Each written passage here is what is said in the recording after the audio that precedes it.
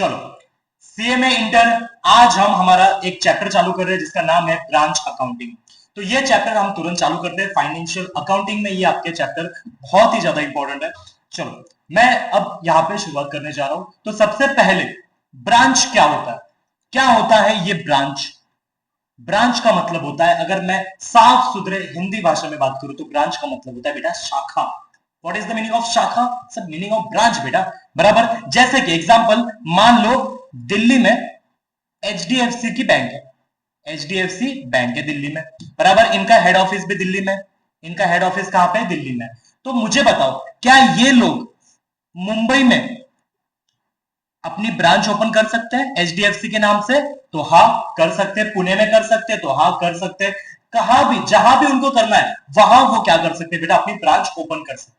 तो आज हमें देखना है कि ब्रांच की अकाउंटिंग कैसे होती है, ब्रांच की अकाउंटिंग कैसे होती है। ठीक है, तो चलो मैं यहां से आपका जो चैप्टर है, जो जर्नी आपकी सीएमए इंटर की फाइनेंशियल अकाउंटिंग के लिए, मैं वो यहां से चालू कर रहा हूं। बहुत सारे प्रैक्टिकल क्वेश्चंस भी हमें करने हैं। ठीक है, तो ये लेक्चर मैं आपके लिए दो पार्ट्स में लेके आ रहा हूं। पहला मतलब आज एक लेक्चर अपलोड होगा और कुछ देर बाद वापस एक लेक्चर अपलोड हो जाएगा, क्योंकि मैंने ऑलरेडी फेस टू फेस बच्चों के ये दो लेक्चर करवा दिए, ऑनलाइन के बच्चों के रह गए थे, तो मैं अभी वो अपलोड करवा रहा हूं। ठीक है, तो चलो सबसे पहले अगर आप मेरे साथ लिखना चालू कर दो अभी के अभी। ठीक है, तो सबसे पहले मैं यहां पे लिख रहा हूं ब्रांच। तो ब्रांच होता क्या है? तो ब्रांचेस का मतलब होता है सबसे पहले तो आउटपोस्ट। क्या मतलब होता है बेटा? आउटपोस्ट। आउटपोस्ट बोलो या फिर कोई भी आउटलेट्स बोलो, कोई भी आउटलेट्स बोलो, या फिर अगर आपको extension, extension of HO. What is the meaning of HO? HO का मतलब होता है हेड ऑफिस। ओके, तो हेड ऑफिस मैंने ये लिख दिया। ओके, राइटिंग बहुत अच्छी तरह लिख पा रहा हूं। यहां से आपके नोट्स बनना चालू हो जाएंगे। नोट्स का मतलब क्या होता है कि जो मैं यहां पे लिख पाऊंगा वो आपको आपके नोटबुक में लिखना है। इससे क्या होगा सर? इससे आपको जो एडिशनल आपकी मॉड्यूल जो है पढ़ने की जरूरत नहीं है, जो लिखा होगा वो आपको पढ़ना है। ठीक है, चलो आ जाते आगे। सर इन सबका मतलब होता क्या है? लेकिन एक्चुअली इन सबका मतलब होता है कि जो भी जोग्राफिकल जोग्राफिकल एरियाज है, जो भी जोग्राफिकल एरियाज है, वहां वहां पे वो अपनी ब्रांचेस ओपन कर सकते हैं। मैं किसी भी बिजनेस की बात ले लो बेटा, ऐसा नहीं कि एचडीएफसी बोला तो सर एचडीएफसी की बात करेंगे ना, कोई भी ब्रांच ले लो। देखो बहुत सारी ब्रांच होती है, जैसे कि आईसीआईसीआई बैंक की तो बहुत सारी ब्रांचेस है, बराबर। कंपनीज की बहुत सारी ब्रांच होती है, जैसे कि अगर मैं आपको बोलूं कि टाटा मोटर्स, आपको बहुत पता है वो कंपनी है टाटा मोटर्स जो गाड़ियां बनाती है।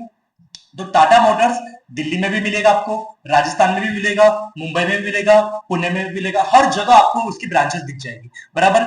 आगे, अब सर ये जो हमने ब्रांच तो पढ़ ली, अब टाइप्स बताओ, इसके टाइप्स क्या होते हैं? हाँ ये सबसे इंपॉर्टेंट है, हमें ये तो पता होना चाहिए टाइप्स क्या होते हैं। तो सबसे इंपॉर्टेंट, क्या मुझे बताओ, जो इंडिया की कंपनी है, इंडिया की कंपनी क्या बाहर देश में क्या अपनी ब्रांच ओपन कर सकती है? तो यस, आंसर इज यस, 100% कर सकती है। इसीलिए यहां पे दो चीजें आती है, एक आता है आपका डोमेस्टिक बेटा, एक आपका आता है domestic branch. Very good, domestic branch आ गया। दूसरा क्या आ जाएगा? दूसरा आ जाएगा बेटा यहाँ पे फॉरेन ब्रांच, फॉरेन ब्रांच। ठीक है, ये दो चीजें आ गई। एक डोमेस्टिक का मतलब क्या? इंडिया में, इंडिया में काम करिए, इंडिया में ही ब्रांचेस है। फॉरेन ब्रांच का मतलब क्या? इंडिया में तो काम हो ही रहा है, लेकिन इंडिया के बाहर भी काम हो जाएगा, कंट्री के बाहर, मतलब फॉरेन ब्रांच, बराबर। आज हम डोमेस्टिक ब्रांच की बात करते हैं, तो डोमेस्टिक ब्रांच में भी दो चीजें आ जाती है, डोमेस्टिक ब्रांच में भी दो चीजें आ जाती है। पहली चीज कौन सी होगी? तो पहली चीज आती है डिपेंडेंट ब्रांच, डिपेंडेंट ब्रांच। पहली चीज आ गई डिपेंडेंट ब्रांच। डिपेंडेंट ब्रांच को पता है एक और नाम है, डिपेंडेंट ब्रांच का एक और नाम है inland branch, inland branch. Dependent branch को एक और नाम देके रखा है inland branch. What is the meaning of inland branch? Inland branch का मतलब कंट्री के अंदर वाली ब्रांच, ठीक है, कंट्री के अंदर वाली ब्रांच। और दूसरी ब्रांच आती है बेटा इंडिपेंडेंट, इंडिपेंडेंट, डिपेंडेंट और इंडिपेंडेंट। डिपेंडेंट ब्रांच का मतलब क्या होता है? जो डिपेंड हो, जो क्या हो बेटा? डिपेंड हो। डिपेंड किसके हो? हेड ऑफिस के ऊपर। डिपेंड किसके ऊपर होगा? हेड ऑफिस के ऊपर। इंडिपेंडेंट ब्रांच का मतलब क्या होता है? ऐसी ब्रांच जो डिपेंड नहीं है हेड ऑफिस के ऊपर। Very good, very good. Dependent branch का मतलब क्या होता है? ऐसी ब्रांच जो डिपेंड करती है हेड ऑफिस के ऊपर। इंडिपेंडेंट का ऐसी ब्रांच जो डिपेंड नहीं करती। सर ऐसी कौन सी ब्रांच होगी? बहुत सारी ब्रांच होगी। मुझे बताओ, मान लो एग्जांपल मैं अभी बार बार एचडीएफसी ले रहा हूं, तो ठीक है कोई दिक्कत नहीं, आ जाओ एचडीएफसी पे। एचडीएफसी की हेड ऑफिस जो है ना दिल्ली में। अब दिल्ली में उसकी ब्रांच है, हेड ऑफिस है उसका पूरा। अब उसने सोचा कि उसको मुंबई में क्या करना है, मुंबई में एचडीएफसी की एक ब्रांच ओपन करनी, क्या कर सकती है? 100% कर सकती है। दिल्ली में, सॉरी, मुंबई में ब्रांच ओपन कर सकती है। अब मुंबई में ब्रांच ओपन हो गई, मुंबई में ब्रांच ओपन होगी। क्या तुम्हें लगता है वहां पे बहुत सारे कस्टमर्स हैं जो बैंक में पैसा रखते होंगे? तो हाँ, मुंबई बेटा मोटा भाई का शहर है, मुंबई में तो बहुत सारे पैसे रखने वाले कस्टमर आराम से मिल जाएंगे। तो मुंबई में तो कोई प्रॉब्लम नहीं है, मुंबई में जो भी ब्रांच का खर्चा है वो निकल जाएगा। लेकिन मुझे बताओ, अगर किसी ऐसी जगह पे चले गए जहां पे इतने सारे कस्टमर्स नहीं मिल रहे, तो क्या ब्रांच अपना खर्चा निकाल पाएगी? नहीं। तब उसको किसकी जरूरत पड़ेगी? हेड ऑफिस की। किसकी जरूरत पड़ेगी बेटा? हेड ऑफिस की। तो इसीलिए यहाँ पे दो चीजें आ गई, एक डिपेंडेंट, एक इंडिपेंडेंट। ठीक है, तो आज हमारा जो टॉपिक चालू होगा वो होने वाला है बेटा डिपेंडेंट ब्रांच के ऊपर। किसके ऊपर बेटा? डिपेंडेंट ब्रांच के ऊपर। ठीक है, अब मैं आपको इसके आगे बताता हूं। अब सुनना, अब हमें देखना है कि इन सबकी अकाउंटिंग सिस्टम कैसे होगी। इन सबकी बेटा अकाउंटिंग सिस्टम कैसे होने वाली है। सर अकाउंटिंग सिस्टम मतलब, अब मुझे बताओ बेटा, इतनी सारी ब्रांच ओपन करके रखे, हेड ऑफिस इतना पैसा कमा रहा है, तो इन सबकी क्या अकाउंटिंग होनी चाहिए? बराबर, हम तो अकाउंटिंग करने बैठे हैं ना। अकाउंटिंग का मतलब क्या होता है? जहां पे पैसा दिखा वहां पे हम जाएंगे, जहां पे पैसा दिखा वहां पे बेटा हम जाएंगे, मतलब जाएंगे। ठीक है, तो अकाउंटिंग तो करनी पड़ेगी। अब अकाउंटिंग करने के लिए, फाइनेंशियल अकाउंटिंग करने के लिए, अकाउंटिंग करने के लिए, रिकॉर्ड्स मेंटेन करने के लिए, ये सारी चीजें करने के लिए बेटा अब हमारे पास यहाँ पे तीन मेथड्स आ जाते हैं। तीन मेथड्स आ गए। पहली मेथड है आपकी सबसे प्यारी बेटा, डेटर सिस्टम। डेटर सिस्टम, ये मेथड आ गई। बराबर, डेटर सिस्टम मेथड आ गई। उसके बाद क्या होगा सर? तो बेटा उसके बाद आपके पास एक और मेथड आ जाएगी जिसका नाम है stock and debtor system. Stock and debtor system, ये आ गई दूसरी मेथड। तीसरी मेथड क्या आ गई सर? तीसरी मेथड है आपके पास सबसे important, wholesale, wholesale branch system. Wholesale branch system, या फिर उसको एक और नाम दे दो, final account system. Very good बेटा, क्या नाम दे दिया? Final account system. चलो सर, आपने क्या बोला अभी आपने क्या बोला कि अकाउंटिंग, जहां पैसा आएगा वहां हम आएंगे, वहां के हम अकाउंटिंग करेंगे, रिकॉर्ड्स मेंटेन करेंगे। तो ये सब तीन तीन नाम क्यों? तीन तीन, तीनों का मतलब एक ही है ना बेटा ना, ऐसा नहीं है बेटा। मैंने अभी आपको एक चीज बताई थी, एग्जांपल लिया था कि मुंबई में ब्रांच है, किसी और जगह ब्रांच है जहां पे ज्यादा कस्टमर नहीं है। तो मुझे बताओ, जिन ऐसे कोई ब्रांचेस होंगे जिनका बिजनेस ज्यादा नहीं है, जिनका बिजनेस नहीं है ज्यादा, कुछ ऐसे मान लो साल का वो 10-12 लाख कमा रहे हैं। 10-12 लाख सर आपको छोटे लगते हैं बेटा, मुझे छोटे नहीं लगते, लेकिन आप सोचो ना एक ब्रांच के हिसाब से, एक बिजनेस के हिसाब से सोचो, बड़े बड़े ट्रांजेक्शन के हिसाब से सोचो। 10-12 लाख का धंधा हो रहा है साल में, तो क्या उनको बहुत बड़ी टीम चाहिए अकाउंटिंग करने के लिए? ना। कोई भी आके नॉर्मली अकाउंटिंग करके चला भी गया तो भी क्या फर्क पड़ने वाला है? उनको तो बस अकाउंटिंग, अपनी बुक मेंटेन होनी चाहिए ना, ये इंपॉर्टेंट है। लेकिन मान लो बहुत बड़ा लेवल के बिजनेस है, बहुत बड़े लेवल की बिजनेस है, मोटा भाई जैसे बिजनेस है। मोटा भाई मतलब अपने कौन? मुकेश अंबानी, रिलायंस, उनके जैसा बिजनेस है, टाटा जैसे बिजनेस है, अदानी जैसे बिजनेस है। बराबर, हाँ बेटा अलकनंदा जैसे बिजनेस हो जाएगी बहुत देर में। हाँ, ठीक है, तो ये ऐसे कोई बिजनेस है, तो इनका क्या है? तो इनके लिए बेटा अलग लेवल की अकाउंटिंग होगी। यस, इनके लिए अलग लेवल की अकाउंटिंग होगी। तो बेटा इसीलिए मैंने क्या करके रखे, यहाँ पे स्टेप्स वाइज देके रखे आपको, कि पहले डेटर सिस्टम। डेटर सिस्टम किसके लिए यूज होगा? तो छोटे मोटे बिजनेस करते हैं, छोटे मोटे ब्रांचेस के उनकी टर्नओवर, ओके चलेगा।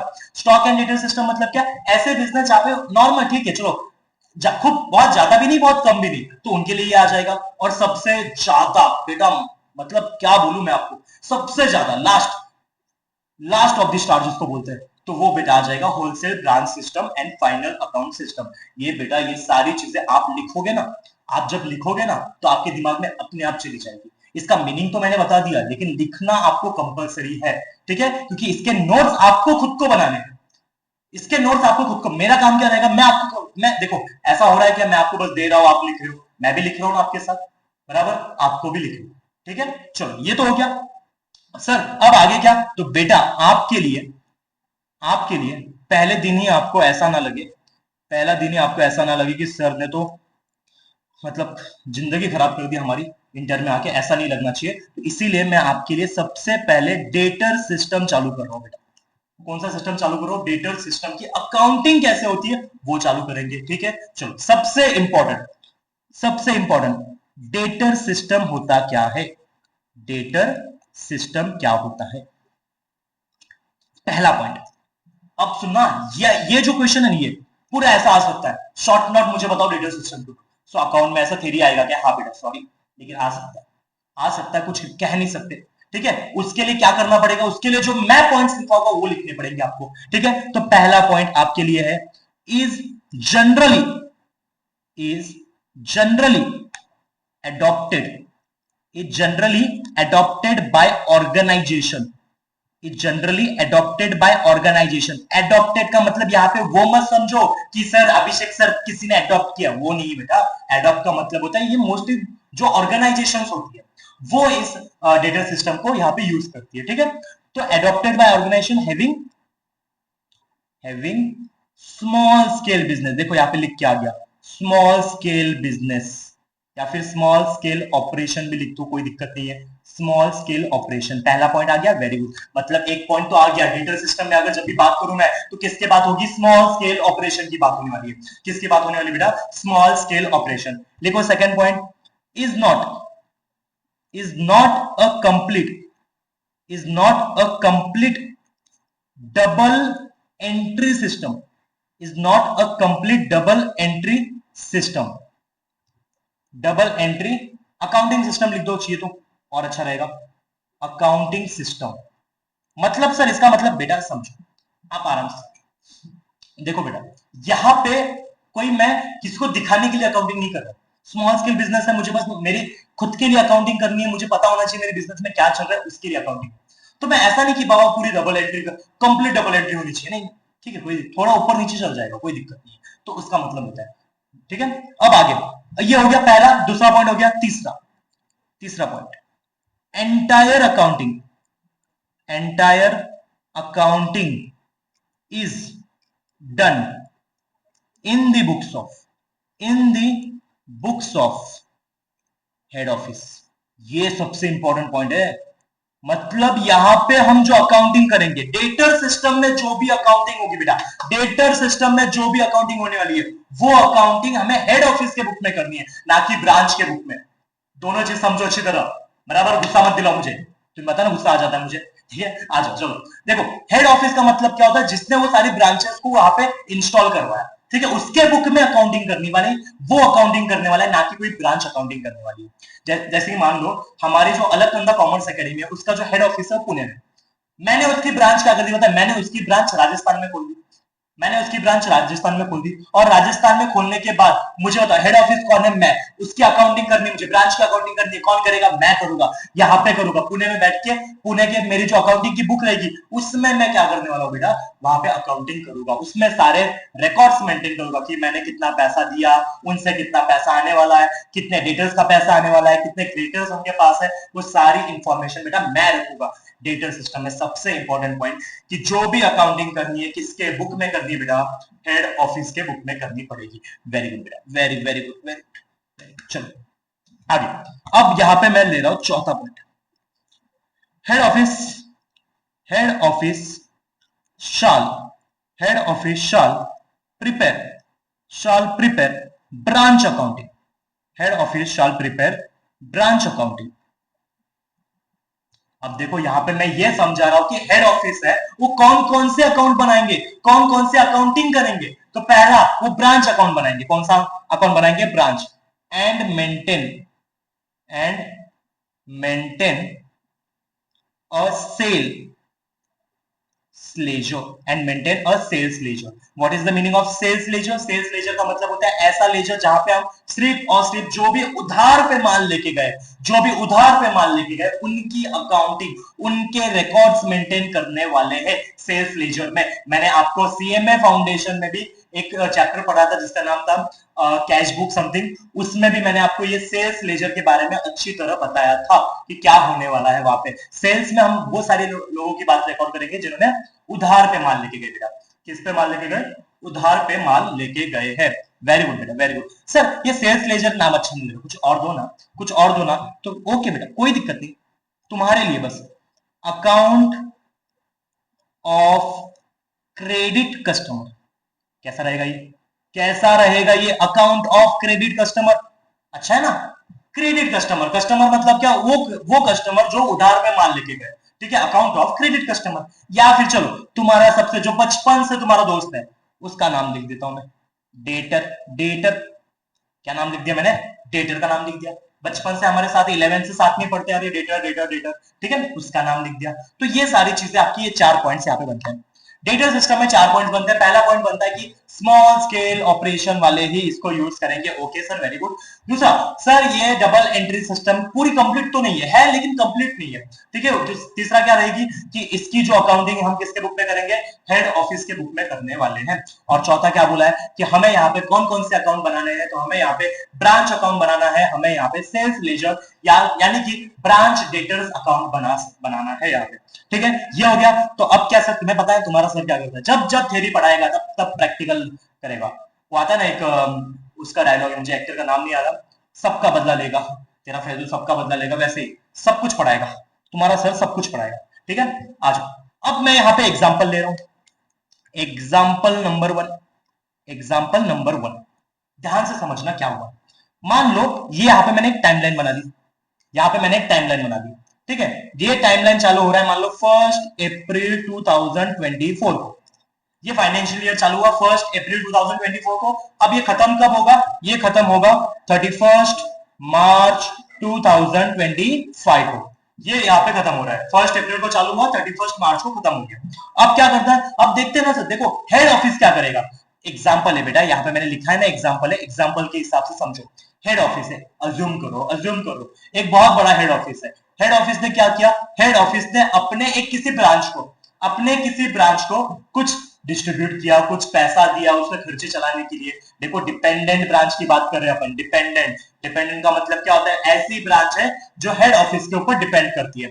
तो सबसे पहले ओपनिंग स्टॉक दिखा होगा, क्या दिखा, ओपनिंग स्टॉक दिखा, ओपनिंग स्टॉक दिखा मान लो 10,000 का, तो 10,000 लिख दिया, ठीक है। दूसरा क्या दिखा होगा, मान लो ओपनिंग डेटर्स दिखे होंगे, ओपनिंग डेटर्स दिखे, ओपनिंग डेटर्स लिख दिए कितने बेटा, 30,000 के ओपनिंग डेटर्स लिख दिया। ओके सर, यहाँ पे समझ में आ गया। अब मुझे बताओ, अब मैं जो हेड ऑफिस है, जो हेड ऑफिस है वो कुछ ना कुछ तो सप्लाई करेगा ना बेटा। हेड ऑफिस क्या करेगा, अपने ब्रांच को कुछ ना कुछ गुड्स सप्लाई करेगा। तो हेड ऑफिस ने क्या किया पता है, हेड ऑफिस ने गुड्स सप्लाई कर दिए, गुड्स सप्लाइड कर दिए। हेड ऑफिस ने क्या कर दिया बेटा, गुड्स सप्लाई कर दिए। कितने के पता है, 2 लाख के। बाप रे बाप, 2 लाख के गुड्स क्या कर दिए, ब्रांच को दे दिए। सर क्यों देगा, अबे ब्रांच है उसकी, वो काम तो करवाना चाहेगा ना। ओके, तो हेड ऑफिस ने गुड सप्लाई कर दिए, किसको, ब्रांच को कर दिया 2 लाख के। अब पता है क्या हो गया, गुड जा रहे थे जा रहे थे जा रहे थे, बीच में खराब हो, बीच में क्या हो गया बेटा, खराब हो गया। अब खराब हो गया तो क्या करेगी, जो ब्रांच क्या करेगी, वो अपने पास रखेगी 10,000 का गुड्स। 10,000 के मान लो गुड्स खराब हो गए, अपने पास तो नहीं रखेगी ना, क्या करेगी, वापस दे देगी। किसको देगी वापस, हेड ऑफिस को कर देगी। तो मान लो 10,000 के गुड्स क्या हो गए बेटा, खराब हो गए। तो हेड जो ब्रांच है उसने क्या कर दिया, गुड्स को रिटर्न कर दिए, गुड्स को रिटर्न कर दिए 10,000 के। ओके सर, यहाँ पे तो समझ में आ गया, गुड्स रिटर्न आ गए थे, मतलब 2 लाख के गए, उसमें से 10,000 के क्या हो गए, रिटर्न आ गए। इसका मतलब ब्रांच को कितने मिले होंगे, 1,90,000 के गुड्स मिले। Very good. अब पता है आपके हेड ऑफिस ने आप मतलब ब्रांच को सारे खर्चे करवाने के लिए भी पैसा दिया, जैसे कि मान लो कैश एक्सपेंसेस करवाए, कैश एक्सपेंसेस करवाए, कितना पता है, 10,000 का। अब डिपेंडेंट ब्रांच है, नहीं होता है वहां पे इतनी कमाई, तो अपनी हेड ऑफिस क्या करती है, बहुत सारा पैसा दे देती है कि बाबा चलो तुम्हें खर्चा करवाना है ना, लाइट बिल पे करना है, रेंट पे करना है, किसी की सैलरी पे करनी है, बराबर, तो उनको चलो दे दो, हम देते हैं, हम पे डिपेंड हो तो हम खर्चा करेंगे, कोई दिक्कत नहीं, ठीक है। तो ये हो गया।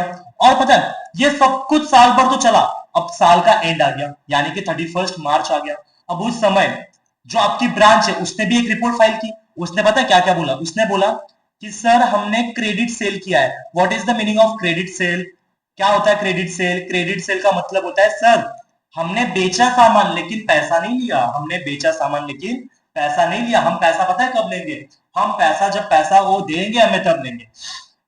ब्रांच मतलब हेड ऑफिस बोली ठीक है बेटा तूने किया ना, ठीक है कोई दिक्कत नहीं, मुझे पूरी रिपोर्ट दे। क्रेडिट सेल कितने का हुआ, 1 लाख का। दूसरा ब्रांच बोलती है आप टेंशन मत लो सर, हमने कैश सेल भी तो किया है। कैश सेल का मतलब सेल किया, पैसा आया, कैश सेल इसका मतलब है, वेरी गुड, 1.5 लाख का कैश सेल किया। ओके चलो ये तो समझ में आ गया सर। ये इसमें कोई दिक्कत नहीं है। अब सर पता है क्या हुआ है, हमने जो सेल किया था ना क्रेडिट पर, तो उसमें जो डेटर्स थे उनमें से कुछ डेटर्स से हमने पैसा भी कलेक्ट किया है। अब जाके जरा शांति मिल रही है। पैसा भी कलेक्ट किया हमने, कैश फ्रॉम डेटर। कितना पैसा कलेक्ट किया, मान लो 80,000 का पैसा कलेक्ट कर दिया। किसका पैसा कलेक्ट किया, 80,000 का पैसा हमने कलेक्ट कर दिया। ठीक है, यहां तक तो बराबर है। अब और दूसरा, और कुछ तो स्टॉक बचा, चलो क्लोजिंग स्टॉक बच गया, क्लोजिंग स्टॉक भी बचा। क्लोजिंग स्टॉक बचा, मान लो ये कितने का बचा, 20,000 का। तो ये मैंने आपके सामने क्वेश्चन रख दिया, एग्जांपल रख दिया। क्या क्या हुआ है अच्छी तरह वापस एक बार देख लेते हैं। ठीक है, मैं यहाँ पे एक बार पेन चेंज कर लेता हूं। चलो सबसे पहले ओपनिंग स्टॉक 10,000 का है, हेड ऑफिस ने बोला। ओपनिंग डेटर्स 30,000 के, हेड ऑफिस ने बोला। गुड्स रिटर्न आए 10,000 के और भेजे कितने के थे, 2 लाख के। ओके समझ गए। कैश भी तो भेजा था, 10,000 का खर्चा करने के लिए कैश भेजा था, वो भी समझ में आ गया। और क्या क्या किया है, फिर ब्रांच ने कौन कौन सी रिपोर्ट दी, तो क्रेडिट सेल हुआ है 1 लाख का, कैश सेल्स हुआ है 1.5 लाख का, डेटर्स जिन डेटर से पैसा आया है वो है 80,000, और क्लोजिंग स्टॉक कितना बचा बेटा, 20,000। अब क्या करें सर, ये तो आ गया। अब क्या बेटा, वही करना है जो हमारे, जिसके लिए हमारा जन्म हुआ है। हमारा जन्म हुआ है बेटा अकाउंट्स बनाने के लिए, अकाउंट्स को मेंटेन करने के लिए, बराबर। तो हम यहाँ पे अकाउंट्स बनाएंगे, हम यहाँ पे क्या बनाएंगे बेटा, अकाउंट्स बनाएंगे। तो सबसे पहले हम क्या लिखेंगे पता है, in the books of, in the books of, in the books of, किसका नाम लिखेंगे, ब्रांच का नाम लिखूं मैं, ब्रांच का नाम, ना ना ना, ब्रांच का नहीं, हेड ऑफिस का नाम आएगा। किसका नाम आएगा, हेड ऑफिस का। तो मैंने इन the books of head office लिख दिया, इन दी बुक्स ऑफ क्या बेटा, हेड ऑफिस लिख दिया। ठीक है, यहां तो इजी था, यहां पे कोई प्रॉब्लम नहीं। अब मुझे अकाउंट बनाना है। पहला अकाउंट मेरा बनेगा branch account, branch account. Sir कैसे डायरेक्ट ब्रांच अकाउंट, बेटा आपको जो मैंने पॉइंट्स लिखवा है ना, उस पॉइंट्स में चेक करो क्या लिखा है, ये कौन सा, हाँ ये देखो क्या बोला है यहाँ पे, ब्रांच अकाउंट और दूसरा सेल्स लेजर। ये बनाने बोला है ना, मैंने, मैं थोड़ा बनवा रहा हूं, इन्होंने बोला मैंने बना दिया। ठीक है, चलो ये मैंने यहाँ पे बना दिया। ब्रांच अकाउंट होने के बाद क्या करना है अभी, अब हम यहाँ पे अकाउंट बनाएंगे। सबसे पहला अकाउंट आएगा आपका, यहाँ पे लिख दिया मैंने डेबिट, ये आ गया मेरा particulars, particulars amount, amount particulars हमें भी बनाना है, हाँ बेटा आपको तो बनाना ही है, जो जो मैं यहाँ पे लिखूंगा सब कुछ आपको बनाना है। पर्टिकुलर्स अमाउंट, अमाउंट, और ये आ गया क्रेडिट। ठीक है, चलो मैंने ब्रांच अकाउंट बना दिया। अब कौन सा अकाउंट बनाऊं, तो मैं अब एक और अकाउंट बनाए, क्योंकि 2 अकाउंट बनने वाले हैं तो फिक्स है ना, एक और अकाउंट बना देता हूं, branch debtors account, branch debtors accounts, ये अकाउंट बना दिया। ये मैंने बना दिया, मान लो यहाँ पे डेबिट लिखा, particulars, particulars amount, particulars amount, particulars और अमाउंट, मैंने यहां पे ये भी लिख दिया। ठीक है, ये भी लिख दिया मैंने। इसका मतलब मैंने 2 अकाउंट एक ही पेज पे आ जाएगा सर, हाँ आ जाएगा, कोई दिक्कत नहीं है। तो सबसे पहले मैंने बनाया ब्रांच अकाउंट, दूसरा मैंने कौन सा बनाया, दूसरा मैंने बनाया ब्रांच डेटर्स अकाउंट। क्या बनाया मैंने, ब्रांच डेटर्स अकाउंट। अब क्या करना है, अब सॉल्व करेंगे। सर कैसे सॉल्व करना है बेटा, बस देख लो, ये सम एक बार देख लिया ना तुमने, हो गया। फिर तुम्हें ऐसा लगे जैसे इतना इजी है, इतना इजी है, हाँ बेटा इतना इजी है। रुको एक बार वापस पेन चेंज कर दो, कौन सा लो, ब्लू वाला लेते। अब क्या लिखा है, ओपनिंग स्टॉक, ओपनिंग डेटर्स। देखो ओपनिंग स्टॉक कहां पे लिखते, याद करो तो, हम बचपन में कहां लिखते थे ओपनिंग स्टॉक, P&L के डेबिट में या फिर ट्रेडिंग अकाउंट के डेबिट में लिखते थे ना, तो यहाँ पे भी ऐसे ही करना है, to opening stock, to opening stock, amount के साथ, हाँ अमाउंट के साथ। अमाउंट कितनी है, 2 लाख है, मैंने 2 लाख लिख दिया। चेक करो एक बार, 2 लाख ही है ना, नहीं ओपनिंग स्टॉक 10,000 है। ओके चलो कोई दिक्कत नहीं, यहाँ पे कट कर दो, 10,000 लिख दो। अच्छा वो चेक कर दिया, 10,000 ठीक है, ओपनिंग स्टॉक 10,000 है। उसके बाद क्या, ओपनिंग डेटर्स। ओके तो ओपनिंग डेटर्स लिखो यहाँ पे, to opening debtors, to opening debtors कितना है यहाँ पे, ओपनिंग डेटर्स 30,000, तो लिखो 30,000, 30,000। देखो याद रखना, आपने क्या डेटर्स अकाउंट बनाया क्या, हाँ सर हमने डेटर्स अकाउंट बनाया। आपने ऊपर क्या लिखा, टू ओपनिंग डेटर्स, तो बेटा यहाँ पे लिखना पड़ेगा आपको टू बैलेंस ब्रॉट डाउन। क्या लिखा हमने बेटा, टू बैलेंस ब्रॉट डाउन, कितना है 30,000, to balance brought down. Good, समझ में आ गया, कोई दिक्कत नहीं। चलो अब आगे, ये तो हो गया। अब आगे क्या लिखा है, goods supplied, goods supply. Goods supply का मतलब क्या होता है, goods send to branch, goods send to branch. Head office ने गुड्स को सेंड किया ब्रांच के पास। थोड़ा सोचो तो, हेड ऑफिस हो, तुम सब कौन हो, हेड ऑफिस हो, तुमने अगर कुछ सप्लाई किया है ब्रांच को तो एंट्री क्या होनी चाहिए बताओ चलो। Branch account debit to goods send to supply account, या फिर goods send to branch account, ये होगी बराबर। यहाँ पे ब्रांच अकाउंट क्या हुआ है डेबिट, तो ब्रांच के डेबिट में क्या आएगा to goods send to branch. Sir ये क्या लिखा है आपने, जीएसटी क्यों लिखा है यहाँ पे? हम जीएसटी नहीं अकाउंट पढ़ने आए बेटा, यहाँ पे जीएसटी नहीं है, ये शॉर्ट फॉर्म है goods send to branch. Sir अब इतना क्या शॉर्ट फॉर्म क्यों लिखवा रहे हो बेटा? एग्जाम में चलता है, एग्जाम में तुम्हें ऐसा लिखोगे चलता है, गुड्स सेंड टू ब्रांच की जगह जीएसटीबी अकाउंट लिखोगे तो बेटा चलने वाला है, कोई दिक्कत नहीं है। कितने के सेल किया हमने? 2 लाख के। मैंने यहाँ पे कितना लिख दिया बेटा? 2 लाख मैंने यहाँ पे लिख दिया, ठीक है। गुड्स सेंड टू ब्रांच भी हो गया। सर हमारा ये हो गया, ये हो गया, ये हो गया। अब पता है सर क्या हुआ है? गुड्स रिटर्न आए 10,000 के, गुड्स रिटर्न आए। अब थोड़ा समझो, थोड़ा समझो हुआ क्या है। देखो यहाँ पे, हाँ यहाँ पे देखो, ये हेड ऑफिस है, ठीक है। हेड ऑफिस ने पहले तो गुड्स भेजे, किसको? ब्रांच को भेजे। गुड्स को भेज रहा है, गुड्स को क्या कर रहा है? भेज रहा है। तो हमने एंट्री पास की, branch account debit to goods send to branch account, ठीक है। अब बीच में खराब हो गए होंगे, बाद में कुछ भी हुआ होगा, तो इस बार क्या किया? ब्रांच ने भेजा वापस, ब्रांच ने क्या किया? वापस भेजे। अब वापस भेजेंगी तो आपको तो एंट्री किसके बुक में करनी है? हेड ऑफिस के, तो उनके हिसाब से सोचो। अब एंट्री क्या होगी? Goods send to branch account debit to branch account. उनसे ही तो आया गुड्स, उनसे ही क्या आया बेटा? रिसीव हुआ। तो हम यहां पे लिखेंगे बेटा, अब हम यहां पे लिखेंगे by goods send to branch account. कितने के आए बेटा वापस? 10,000 के क्या हो गए बेटा? गुड्स वापस आ गए थे, ठीक है। कितने के आए? 10,000 के गुड्स वापस आ गए। आगे क्या लिखा है? आगे सर लिखा है कैश एक्सपेंसेस। क्या बोला है? Cash expense. खर्चा किया, किसने खर्चा किया? इंपॉर्टेंट है, किसने खर्चा किया? हेड ऑफिस ने। किसने किया? हेड ऑफिस ने। तो हेड ऑफिस जो जो खर्चा करेगी तो हम क्या करेंगे? एंट्री क्या आएगी? Branch account debit to head office. Branch में खर्चा हुआ है, हेड ऑफिस पैसा गया cash account to cash expenses account, to cash expenses account. कितना हुआ है खर्चा? 10,000 का खर्चा हो गया। ओके लिख दिया, कोई दिक्कत नहीं बेटा, इतना इजी है। आगे आगे बोला है सर क्रेडिट सेल हुआ है, कैश सेल हुआ है, कैश फ्रॉम डेटर्स आया है, क्लोजिंग स्टॉक है। ओके लिख देते हैं क्रेडिट सेल। मुझे बताओ कौन से बुक में लिखूं क्रेडिट सेल? कौन से बुक में लिखूं? ब्रांच अकाउंट में लिखूं या ब्रांच डेटर्स अकाउंट में? बेटा 100% याद रखना, क्रेडिट सेल। क्रेडिट सेल का मतलब उधारी पर माल बिका है। किस पर माल बिका है बेटा? उधारी पर। जब जब उधारी पर माल बिकेगा ना तब हम ब्रांच डेटर्स अकाउंट में लिखेंगे। कौन से अकाउंट में लिखेंगे? ब्रांच डेटर्स अकाउंट में। To credit sales, to credit sales. कितने का हुआ है चेक करो। क्रेडिट सेल हुआ है सर 1 लाख का, तो लिखो यहाँ पे 1 लाख, लिखो यहाँ पे 1 लाख। ओके क्रेडिट सेल पे क्या हुआ है? 1 लाख का आ गया। यहाँ पे आगे क्या लिखा है? कैश सेल्स और कैश फ्रॉम डेटर। देखो कैश में भी पैसा मिला है और डेटर से भी पैसा रिसीव हुआ है, इसलिए हम यहाँ पे पता है क्या लिखते हैं? यहाँ पे हम लिखते हैं by remittance. What is the meaning of remittance? Remittance का मतलब क्या होता है? रेमिटेंस का मतलब होता है लोगों से पैसा आया, लोगों से पैसा आया, समझ, लोगों से पैसा कलेक्ट हुआ। जैसे कि कैश में कितना पैसा मिला? कैश सेल से कितना पैसा मिला था? 1.5 लाख मिला था, 1.5 लाख लिखा। फिर और कहां से मिला पैसा? कैश फ्रॉम डेटर्स, इनसे भी तो पैसा मिला था। कितना पैसा मिला था? 80,000 का पैसा मिला था। जैसे मैंने 80,000 यहां पे लिखा तो डेटर्स का अकाउंट भी है मेरे पास, अब डेटर्स के अकाउंट में भी लिख दिया by cash from debtors account. 80,000 मैंने यहां पे भी लिख दिया। ओके सर कोई दिक्कत नहीं है, 80,000 मैंने यहां पे भी लिख दिया। अब आगे क्या क्या हुआ है सर? हमारा क्रेडिट सेल हो गया, कैश सेल हो गया, cash from debtor, closing stock है। तो क्लोजिंग स्टॉक तो मुझे बताने की जरूरत नहीं है ना बेटा, बाय क्लोजिंग स्टॉक हम यहाँ पे लिखेंगे। अगर ओपनिंग स्टॉक वहां पे लिखा है तो यहाँ पे लिखेंगे क्लोजिंग स्टॉक। कितना है क्लोजिंग स्टॉक? 20,000, तो मैंने 20,000 लिख दिया बाहर। एक बार इसका हिसाब कर दू, 1.5 लाख का 80,000, 1.5 लाख प्लस 80,000 कितना होता है?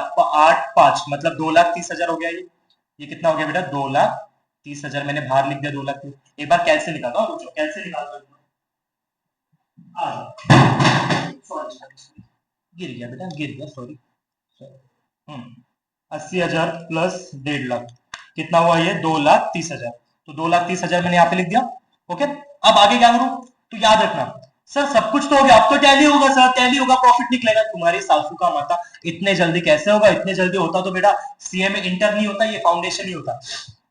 चेक करो, मुझे बताओ, जब जब टैली करने की इच्छा हो ना, जब जब टैली करने की इच्छा हो तब आपको क्या देखना है पता है? तब आपको देखना है कि मेरे पास ओपनिंग स्टॉक तो है, मेरे पास ओपनिंग स्टॉक है, क्या मेरे पास क्लोजिंग स्टॉक है क्या? हाँ है, बराबर, कोई दिक्कत नहीं, कोई दिक्कत नहीं। फिर चेक करो क्या आपके पास ओपनिंग डेटर्स है, तो हाँ। अब चेक करो क्या आपके पास क्लोजिंग डेटर्स है क्या? है क्या आपके पास क्लोजिंग डेटर्स? नहीं है ना, इसका मतलब टैली नहीं होगा ये, इसका मतलब ये टैली नहीं होने वाला। अब क्या करना पड़ेगा? क्या हमारे पास डेटर्स अकाउंट है? क्या डेटर्स अकाउंट है हमारे पास? क्या इससे मैं क्लोजिंग बैलेंस निकाल सकता हूं? हाँ सर निकाल सकते हो। चलो सबसे पहले ब्रांच डेटर्स अकाउंट की डेबिट साइड की अगर टोटल करूं तो ये आ रही है 1,30,000, 1,30,000। तो यहां पे भी मैंने लिख दिया 1,30,000।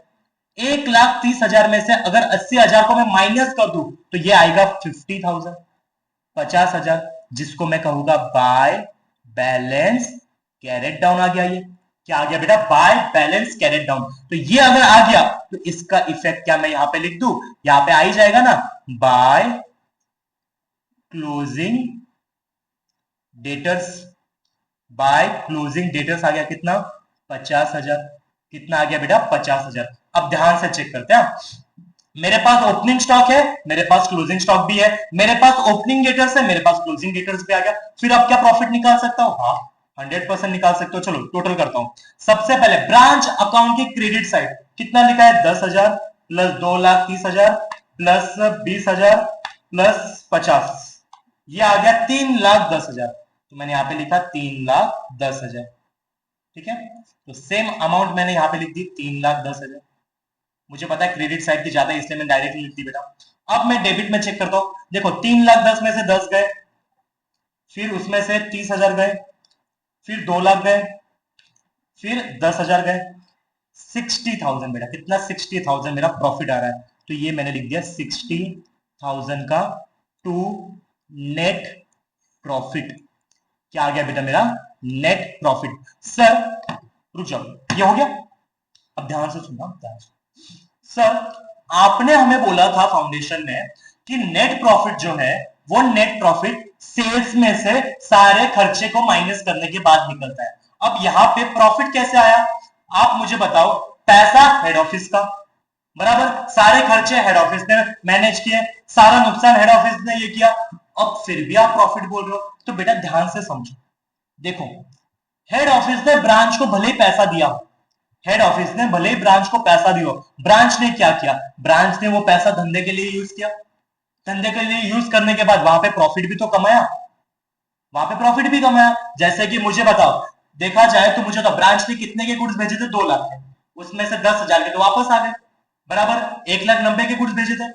तो ब्रांच ने क्या किया? ब्रांच ने 1 लाख का, कहा गया बे, हाँ 1 लाख का क्या किया? 1 लाख का क्रेडिट सेल किया, और दूसरा 1.5 लाख का क्या किया? 1.5 लाख का कैश में माल बेचा, और 80,000 का क्या किया? 80,000 का डेटर से पैसा वसूल किया। इसका मतलब ये धंधा तो कम से कम 3,30,000 पे चला गया। पैसा तो कमाया ना बेटा, पैसा जब जब कमाएगा तो प्रॉफिट आएगा, और ये वही प्रॉफिट है। ये है आपका ब्रांच अकाउंटिंग में सबसे पहला lecture, branch accounting. Branch accounting में सबसे पहला लेक्चर हमें यहाँ पे क्या, एक प्रैक्टिकल क्वेश्चन भी करवाया। अब एक बार रिवीजन कर लेते हैं अच्छी तरह। सबसे पहले चैप्टर का नाम क्या है? सबसे पहले चैप्टर का नाम क्या है? तो मेरे साथ आपको भी बोलना है, मुझे सबकी आवाज सुनाई देगी, सबकी सुनाई देगी। चलो, ब्रांच अकाउंटिंग। ब्रांच अकाउंटिंग ये चैप्टर का नाम है। उसके बाद ब्रांच अकाउंटिंग में मुझे क्या पढ़ना है? तो ब्रांच अकाउंटिंग में मुझे उसके टाइप्स पढ़ने हैं। टाइप्स क्या क्या है? तो एक डोमेस्टिक है, एक फॉरेन है। एक डोमेस्टिक है, एक फॉरेन है। डोमेस्टिक का मतलब क्या? घर का बेटा, इंडिया की बात हो रही है। डोमेस्टिक में दो चीजें आएगी, एक डिपेंडेंट एक इंडिपेंडेंट, एक डिपेंडेंट एक इंडिपेंडेंट। उसके बाद क्या आ जाएगा? Accounting system. 3 अकाउंटिंग सिस्टम है। पहला डेटर सिस्टम, दूसरा स्टॉक एंड डेटर सिस्टम, तीसरा wholesale branch and final account system. ये होने के बाद क्या है पता? ये होने के बाद हमने डेटर सिस्टम की बात की। डेटर सिस्टम में 4 पॉइंट्स पढ़ने हैं। पहला पॉइंट क्या है? स्मॉल स्केल ऑर्गेनाइजेशन की बात करेगा। दूसरा क्या है? डबल एंट्री अकाउंटिंग सिस्टम की बात करेगा। तीसरा क्या है? Entire accounting. एंटायर जितनी भी अकाउंटिंग है वो सारी किसके बुक में होने वाली है? हेड ऑफिस के बुक में होने वाली है। उसके बाद क्या है? उसके बाद सर हेड ऑफिस कौन कौन से अकाउंट बनाएगा? तो ब्रांच अकाउंट बनाएगा, ब्रांच डेटर्स अकाउंट बनाएगा, जिसको हम बोलते हैं सेल्स लेजर। उसके बाद हमने क्वेश्चन किया प्रैक्टिकल, ये सारा का सारा आपके सामने मैंने यहाँ पे लिख दिया। ठीक है, ये सारा का सारा आपके सामने लिख दिया। और क्या लिखवाना है सर? तो और अब आपके लिए एक नोट लिखो, नोट नंबर 1। पहले तो आप GSTB का फुल फॉर्म लिखो, सबसे इंपॉर्टेंट है, goods send to branch, goods send to branch. And note number 2 लिखो, नोट नंबर 2 लिखो, remittance, what is the meaning of remittance? एक सेकंड स्विच कर देता हूं, एक रेमिटेंस का लिखो तब तक।